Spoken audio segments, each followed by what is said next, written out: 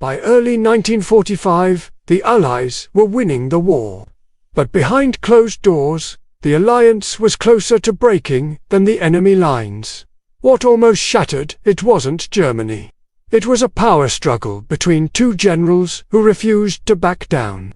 As the war in Europe entered its final months, pressure inside Allied headquarters reached a boiling point. The battlefield demanded unity, speed, and absolute trust. But inside the command structure, unity was fragile and egos were colliding. At the center of that tension stood two very different leaders. Dwight D. Eisenhower, Supreme Allied Commander, political, patient, and Field Marshal Bernard Montgomery. Brilliant, cautious, disciplined, and deeply convinced he knew best. Montgomery's reputation was formidable. He planned carefully, avoided unnecessary losses, and rarely gambled with his troops, but his confidence often crossed a dangerous line. He openly criticized Allied strategy, questioned American leadership, and hinted, sometimes publicly, that the war would be better run under his command. This wasn't new behavior. From North Africa onward, Montgomery's relationship with American commanders had been strained. He spoke freely to the press, bypassed military channels, and used political connections in London to strengthen his position. Senior American generals, men commanding massive forces, were often treated by him as subordinates. After D-Day, Montgomery briefly commanded all Allied ground forces. But that balance didn't last. As the campaign progressed, American divisions multiplied. American industry fueled the war effort, and American casualties rose sharply. By late 1944, the reality was unavoidable. The United States had become the dominant partner in Europe. Montgomery never fully accepted that shift. The breaking point came during the Battle of the Bulge. In the chaos of the German offensive, Eisenhower temporarily placed two American armies under Montgomery's coordination, a practical decision meant to stabilize the front. Montgomery interpreted it very differently. To him, it was proof that British leadership had saved the situation. Soon after, Montgomery held a press conference. What he implied sent shockwaves through Allied command. His remarks suggested that American generals had failed and that he alone had restored order. The response was immediate and explosive. American commanders were furious. Some openly discussed resignation.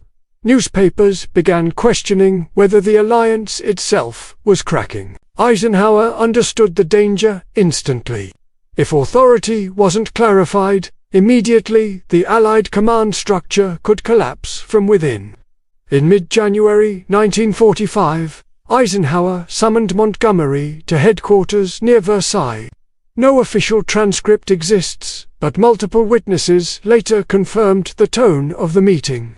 This time, Eisenhower was not mediating. He confronted Montgomery directly.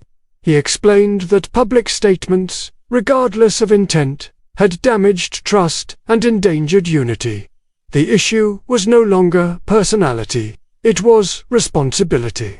When Montgomery attempted to defend himself, Eisenhower cut him off. There was no confusion about command authority. The campaign was under Eisenhower's control, not Montgomery's. And if Montgomery could not accept that without exception, Eisenhower was prepared to request his removal. Then came the ultimatum.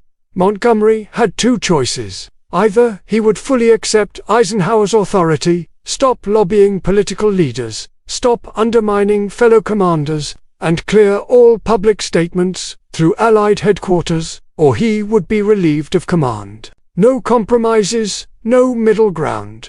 Eisenhower also addressed the deeper issue. Tactical skill alone was not enough in coalition warfare.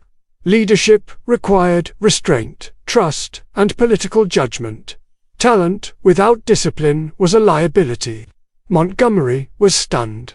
He had never been confronted so directly. After a long silence, he accepted the terms. Churchill could not protect him, and Montgomery knew. The Americans now held the leverage. The meeting ended quickly. The consequences were permanent. Montgomery remained in command of British and Canadian forces, but his influence over American operations ended. Strategic decisions moved forward without him. Bradley and Patton reported directly to Eisenhower. Montgomery followed orders like any other subordinate commander. Churchill accepted the outcome without protest. He understood the reality of American leadership and the necessity of unity.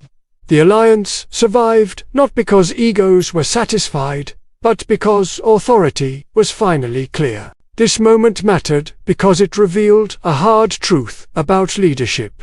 Diplomacy has limits. When patience begins to enable dysfunction, authority must be enforced. Eisenhower didn't win that moment with charisma or popularity. He won it by making responsibility unmistakable.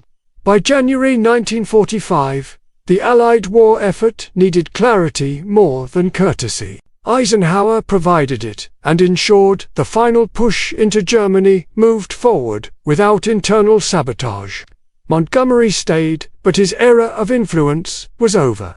The lesson remains timeless.